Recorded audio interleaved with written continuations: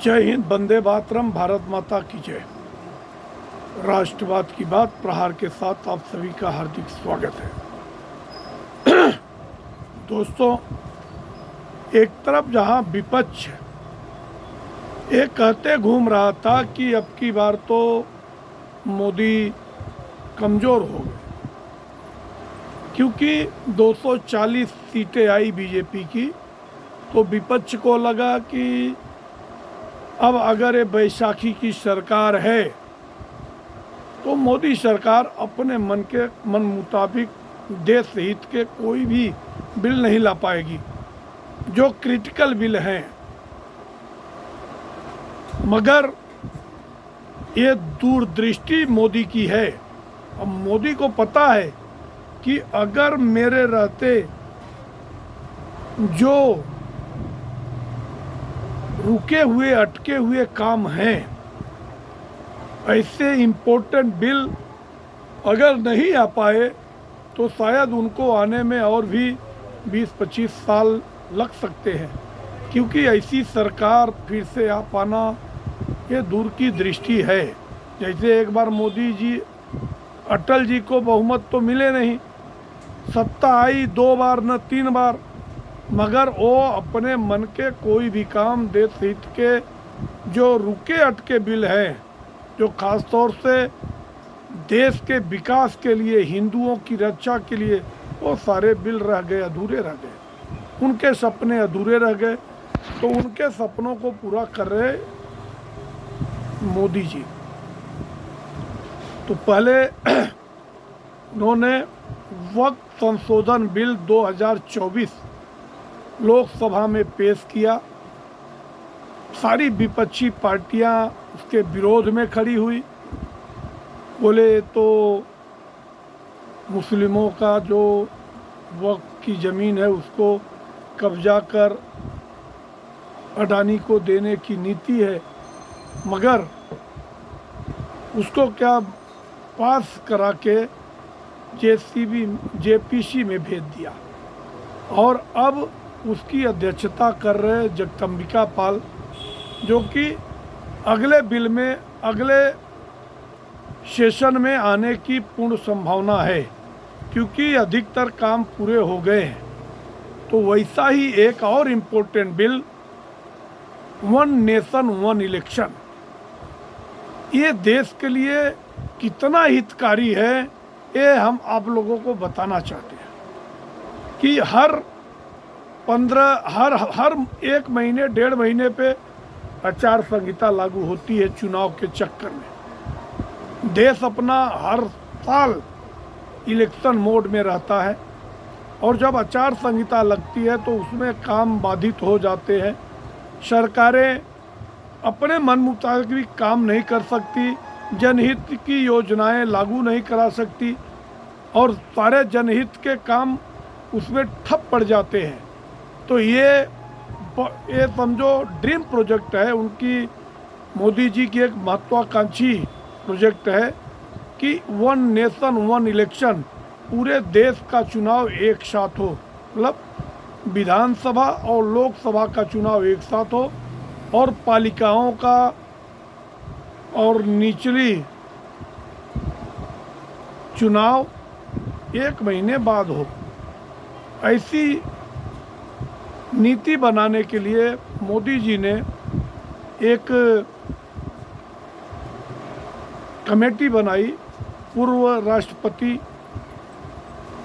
रामनाथ कोविंद जी की अध्यक्षता में, और आज पिछले वीक में उसको मंजूरी मिल गई थी कैबिनेट की, और आज उसे देश के कानून मंत्री अर्जुन राम मेघवाल जी सदन में पेश करेंगे, जबकि विपक्षी दल, खास तौर से कांग्रेस, समाजवादी पार्टी, ममता बनर्जी, मतलब लालू प्रसाद यादव, ये लोग चाहते हैं कि ऐसा न हो, क्योंकि इनको लगता है कि एक साथ चुनाव होगा तो देश का चुनाव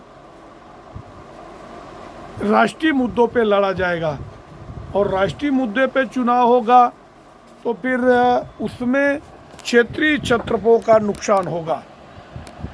जबकि ऐसा नहीं है, ये केवल सोच की बात है। जैसा अभी 2024 में जो मुद्दे चल रहे थे, मोदी जी इतना काम करने के बाद भी अपनी पूर्ण बहुमत की सरकार नहीं ला पाए। और पहली बार ऐसा हुआ कि 2002 के बाद से कि मोदी जी अल्प बहुमत की सरकार चला रहे, मतलब बीजेपी की खुद की बहुमत नहीं।